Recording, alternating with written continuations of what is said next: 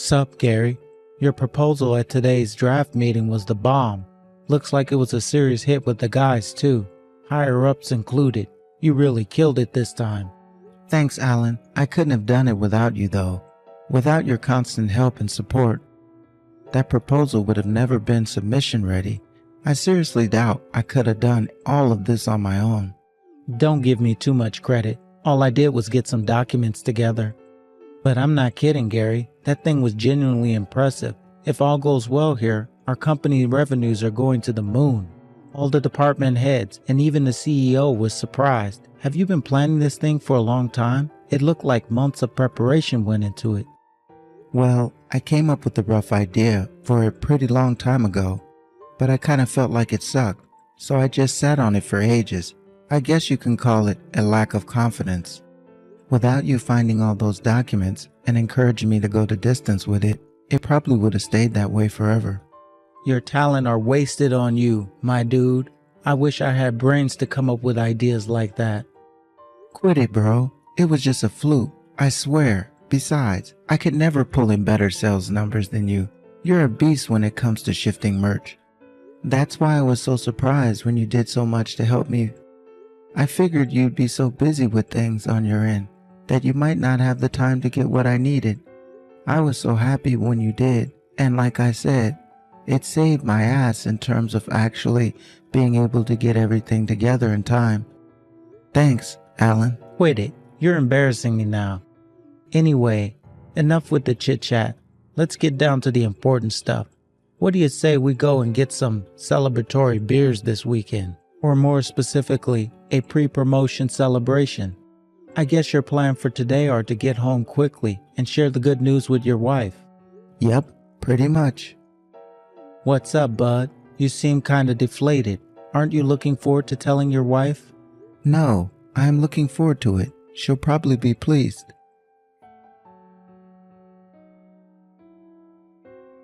Right.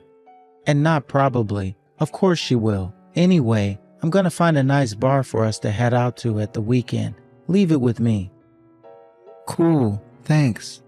Don't mention it, alright? See you at the office tomorrow, pal.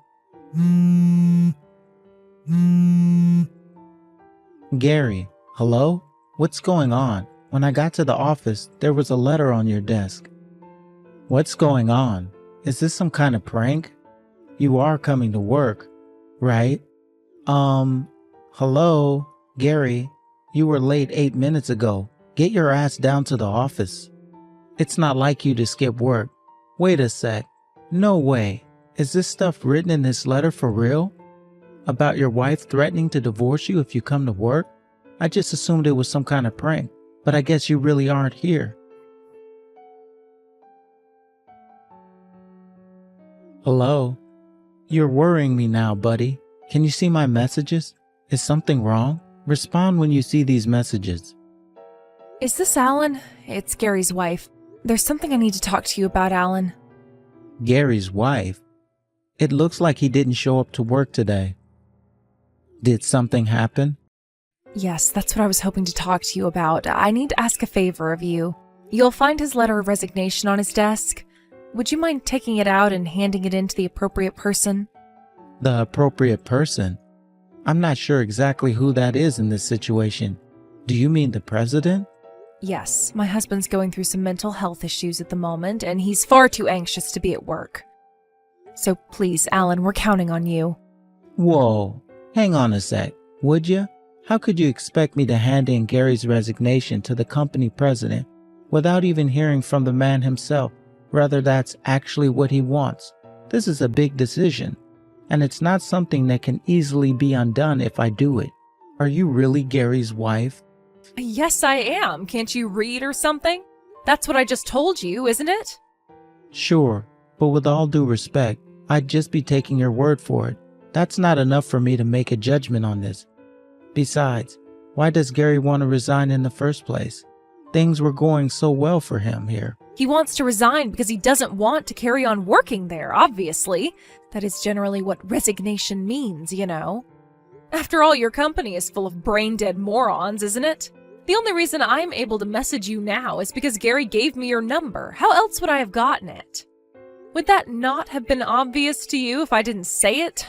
Thanks for proving my previous statement about the average IQ at your office. Even still, I can't go ahead with something so major based on a sudden bunch of messages from someone I've never met. I don't care what you say. You can be as rude, arrogant, disdainful towards me and the people at this company as long as you like, but I won't be handing in Gary's resignation on his behalf. If he wants it handed in so bad, tell him he needs to come in and do it himself. Goodness me, just how much of a brain-dead moron are you, Alan? It's precisely because he can't do that we're messaging you, Einstein. My patience is wearing thin with you now. Will you hurry up and do as you're told before you and me have a falling out? Why can't he do it himself? At the very least, he must have came into the office first thing this morning before anyone else, right? To put this so-called resignation letter on his desk. My husband doesn't feel up to seeing anyone right now. He's too anxious. It doesn't take a genius to figure out he must have been having some kind of trouble at work. Could it be perhaps that someone there was bullying him and made him stop wanting to do his job? No, absolutely not. I can categorically state that that's not what happened. Everyone here loves Gary, higher-ups and workers alike. That goes for the guys in our department and the company as a whole. I've never heard of him being involved in any trouble here. Zero. Zip. Everyone loves him? Now I really have heard it all. You don't have to try and cover for him. I am his wife, you know. I know everything. And what's that supposed to mean? That he's a useless, good-for-nothing social misfit who's no good for anyone for anything. Go on, admit it. I bet he causes trouble for you all at the office pretty much every day, doesn't he? Don't hold back. You can be honest with me, Alan. I'm sure you know it would be in everyone's best interests if you helped him to quit. What the hell? Are you sure you're not making some kind of misunderstanding here? We cannot be talking about the same Gary. Sure, maybe he's not the most proactive when it comes to suggesting new ideas or pushing things forward, but when it comes to the fundamental understanding of the way things work here and the mechanisms behind our business strategies, there's no one more knowledgeable than Gary. Not just that, but ask him a question and he'll explain in detail until he's sure you understand absolutely everything. He often picks up on things the boss says during meetings that most of us miss. Then he'll go around the office afterwards making sure everyone understood. I guess that's what I'm trying to say here, is that you're wrong. Gary's a highly competent worker who's vital to this company, and not just that, but he's one of the nicest guys I've ever known. If you were genuinely his wife like you say you are, there's no way you'd be attacking him in this way. No, dear, like I said, the only reason you've fallen for Gary's trickery is because you're a pea-brained moron with an IQ lower than my shoe size. Besides, who the hell do you think you are? Anyone would think you were his labor union representative. You should remember you're nothing but one of his co-workers. Yes, I am his co-worker, but I'm also his friend, which means if he was ever in trouble, I would want to be there to help him. There's no way I'm handing in this letter of resignation based on the dubious claims of a complete stranger who messaged me out of the blue, slandering and denigrating him. You really are a grade A hypocrite. What's the weather like up there on your high horse, Mr. Perfect? Would you like a sainthood? Should I start calling you Jesus? Do you have any idea how much my husband slacks off at home? Huh? Despite the fact that he should cook my dinner as soon as he gets home from work, he never does any such thing. He doesn't do the laundry, he doesn't wash the pots, he doesn't clean the house. Instead, he pathetically attempts to do it all in one go on his days off. I don't think I need to tell you how filthy that means our house gets. He obviously has no intention of fulfilling his obligations to his family. Hang on a second. If my memory serves me correctly, I'm pretty sure I remember Gary telling me his wife was a stay-at-home housewife a little while back. Do you have a job? No. Huh? I despise the notion that it's a woman's job to do the housework.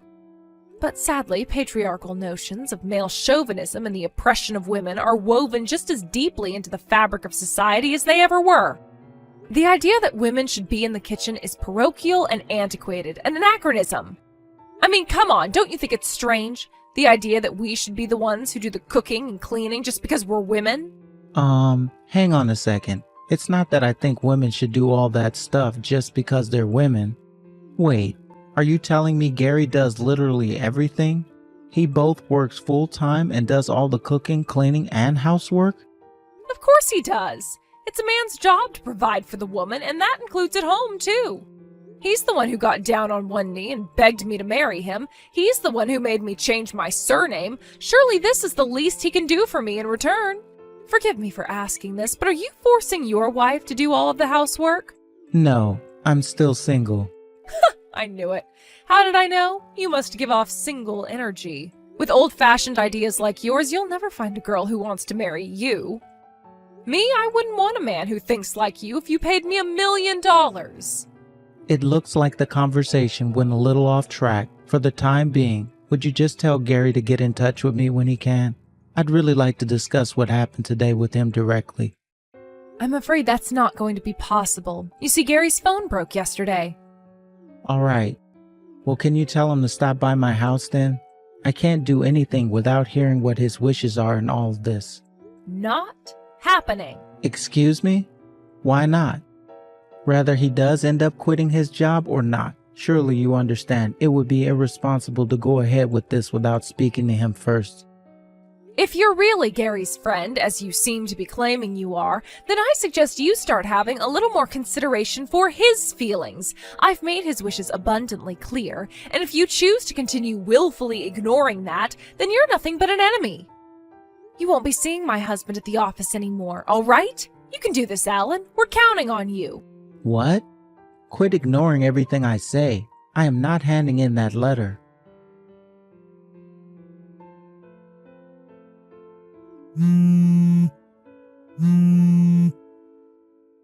Did you just block me? What the hell?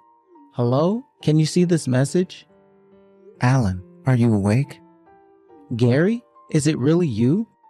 Yes. Sorry to message you at this time. It's fine. Don't sweat it. Gary, are you okay? What the hell happened? And what's going on with your wife? Forgive me if this sounds rude, but dude, she seems kinda nuts. I'm fine. I'm so sorry, Alan. When I told my wife I might be in line for a promotion last night, she flipped out and smashed up my phone. That's why I couldn't message you myself. She did what? She finally fell asleep a few minutes ago. I'm messaging you from my work use computer. I'm so sorry for all the trouble she caused you. Bro, I feel awful for everyone at work having to deal with me not being there on the fly like that too. Don't sweat it, Gary. Really, it can't be helped. But dude, are you really quitting the company? Yeah. She said if I don't quit the company, she'll divorce me. Wait, what? Hang on. I don't follow. That makes no sense. Isn't a wife usually pleased when her husband gets a promotion? She said if I spend any more time at the office than I already do, our family will fall apart. She told me I need to stop spending so much time at work and start properly fulfilling the duties I took on when she gave me her hand in marriage. She probably thinks if I get a senior position at the company, my hours will go up and she won't be able to boss me around and bark orders at me at my house as much. What the hell kind of twisted, messed up logic is that? I guess I could understand a woman feeling anxious about the prospects of her man spending more time at the office, but not for a reason like that. I mean, what the hell? What are you gonna do if you quit your job? Sylvia said I'm going to start work at a company of her choosing. The bottom line is that I'm on strict orders to quit my current job as soon as possible. So what's it gonna be? Are you gonna do as she says like a subservient little lapdog with no will of his own? Are you seriously gonna tolerate being treated like this? I get where you're coming from, but Alan, she's the only woman who would marry someone like me. I'm scared of being alone. It was always my dream to get married. I can't bring myself to throw that away now that I finally have it, especially after I worked so hard to get it. I want kids too. Besides, Sylvia is great when she's in a good mood. It's not all bad, I swear. So you're gonna spend the rest of your life walking around on eggshells, terrified of doing or saying the wrong thing and never able to truly speak what's on your mind? Are you gonna just do as she tells you for eternity? I didn't want to say this, but you're pretty much her slave. What? It couldn't be more obvious to me that she looks down on you. The way she spoke about you made it seem as though you were nothing more than a piece of dirt on the bottom of her shoe. Like you were her plaything, to be tossed around, controlled, and manipulated as she sees fit. There's no way she treats you with respect and decency at home. I just know it. Go on, tell me. I'm right, aren't I? Well, I guess you are, but I only have myself to blame. It's because I'm not working hard enough.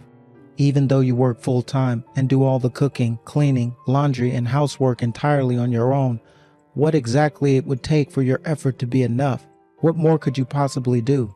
I'm single, so it's not like I can claim to be an expert on any of this, but I do know that marriage isn't about one side bearing all the burdens on their own. It's supposed to be a team effort, Gary.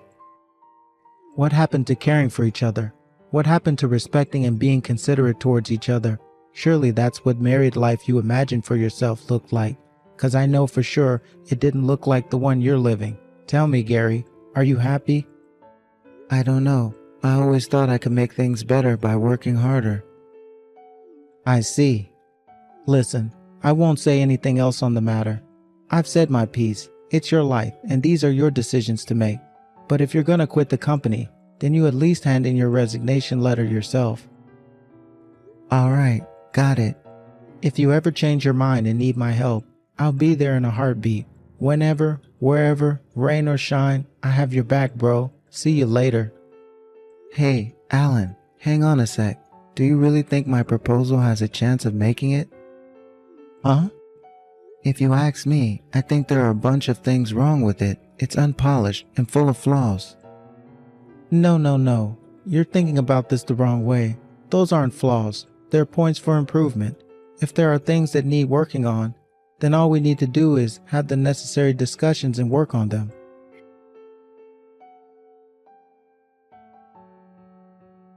Anyway, weren't you about to quit the company 5 seconds ago? Hey, I guess I was. You're right. I was. God damn it. I don't want to quit. Alan, that's it. I've made my decision. Your decision? What are you gonna do? I'm sorry to have to ask you this, but will you help me?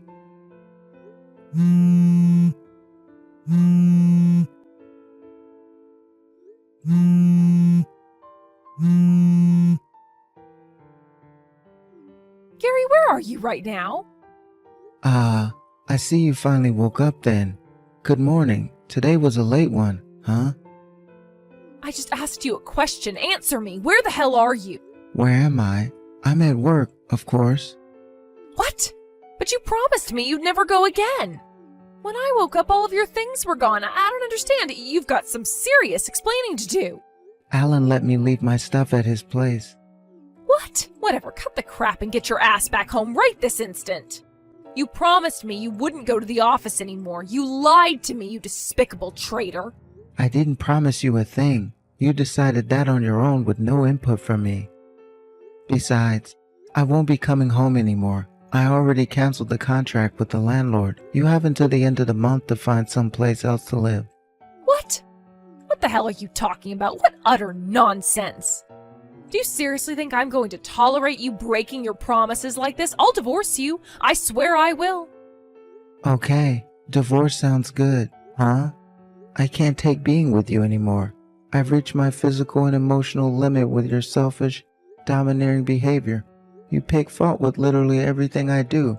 You launch into a vile, humiliating triads of abuse against me on a daily basis. What exactly was I to you? A housemaid? Your personal ATM? Your slave? I don't know what you wanted. But one thing for sure, it sure as heck wasn't a marriage. That's why we're finished. It's over. We're done. What? No. Oh, please don't do this, baby. Just wait a second, okay? Let's not do anything brash in the heat of the moment. What are you talking about? Why would you come at me with all of this stuff all of a sudden? It's like you're a different person. It's not all of a sudden. I was just deceiving myself into believing you weren't a vile, abusive control freak for a very long time. I convinced myself I should keep my mouth shut and tolerate it because I loved you and wanted our marriage to work. But then I stopped and thought about it, and that's when I realized I never married you to live a life like this. What the heck is this crap? Just how dumb and irresponsible can you be? Am I speaking to a child? Adults don't just give up the moment they don't get their way. That's how 3-year-olds behave. Quit throwing your toys out of the stroller and suck on your milk bottle for a while. It'll help you calm down. If you're not satisfied with your life, you should come up with ways to improve it and put in the hard work required to actualize it, not throw a tantrum and flip everything upside down in a rage. Why am I the only one that has to work hard? What have you done to make this relationship work? Go on, name one thing. All you do is sit on your phone scrolling Instagram, playing games and reading manga all day. The only time you make an effort with your appearance is when you go out to drink with your girlfriends. You help yourself to my savings and spend my money on the most pointless, frivolous crap imaginable whenever you feel like it. Look at it from my point of view. Can you name a single positive thing about being married to you? There aren't any, are there? Marriage isn't about one side constantly having to endure bullshit while the other side does whatever they want all the time. Oh my God, Gary, what happened to you? You're horrible. How can you say such awful things to me? You never used to be like this. You used to be kind. You used to be so sweet and thoughtful. You've changed. My kindness has limits. Not standing up for yourself in the face of constant belittling, abuse, and manipulation isn't kindness, it's weakness. But you are basically right. After all, it's precisely because I changed that I'm breaking up with you now. It was thanks to my workplace and certain amazing coworkers that I finally realized what I needed to do anyways. I'll be sending you the signed divorce papers to your parents' house tomorrow. See to it that you get it handed in with your signature on them before the end of the week. No, wait, please! Are you just going to end things without even talking to me first? How could you be so irresponsible? You're the one who drove me to this, Sylvia.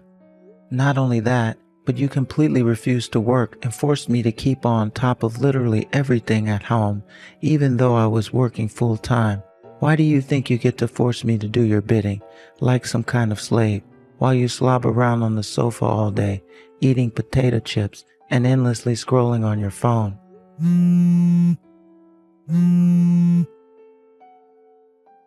Gary, please, I admit I was in the wrong. Please, will you forgive me? I swear I'll start doing the housework from now on, all of it. You'll never have to wash another plate again for as long as you live. Please just rethink the divorce. You can even carry on at your job, too. How does that sound? Please, Gary, you're all I have. I can change. I swear I'll work hard. I swear. Your change means nothing to me because it doesn't come from a place of genuineness. You're only saying this because you realize I'm sick of you and I want you out of my life. Besides, I know about all your secret meetups with the guys from the dating apps. What? I've been burying my head in the sand and pretending it wasn't happening for a long time, but not anymore. It all ends here. Oh, and I'll be filing for as much compensation from you as I possibly can. Good luck. Wait, what the hell? No way, this has to be a joke. I don't have any money. Not my problem. How about you sell all your branded bags and fashion accessories you bought with my money? That should help you get started. I mean, it's not even gonna come close to covering everything you owe me. But you did just say you're gonna start working hard from now on. With all the compensation you're about to owe me, you'll have the perfect chance to prove you actually mean it. HQ, barging past security and kicking down the door of an empty meeting room in a desperate bid to find her husband. Naturally, security weren't gonna let that slide. Within less than 30 seconds, she was in a chokehold on the floor and the cops were on their way. Even after being let out of bail, she kept on showing up outside the office every day. She soon stopped showing up once the boss stormed outside in a rage and yelled in her face at the top of his lungs how much money she owed him for the door she kicked down. Gary's divorce went by without a hitch thanks to all the proof he had of his wife's cheating, not to mention the mountain of chat logs demonstrating what an abusive control freak she was. In the end, Sylvia was ordered to pay him a hefty sum in compensation. Gary tells me that these days she's working as a cleaner while living at her parents' place under the strict supervision of her father, who used to be a military commander and is known for his strict temperament and harsh discipline. Her days now consist of working 14-hour shifts to come up with the monstrous amount of compensation she owed her ex-husband. Now that it's behind him, Gary can finally laugh about the whole ordeal. When the divorce went through, he joked that his ex-wife finally had the opportunity to make up for sitting around on her butt all those years. When he made his comeback at the office, he worked so hard it was like he was possessed, and his already good reputation at the company soared to heights previously unimagined. Since coming back, he's a lot more cheerful and proactive than before. As for our friendship, we're closer than we've ever been. I say friendship, but it's more like we're half rivals, half best buddies. All in all, Gary is happier and more optimistic than I've ever seen him. I can honestly believe that getting rid of Sylvia was the best move he ever made. No one needs Sylvia in their life.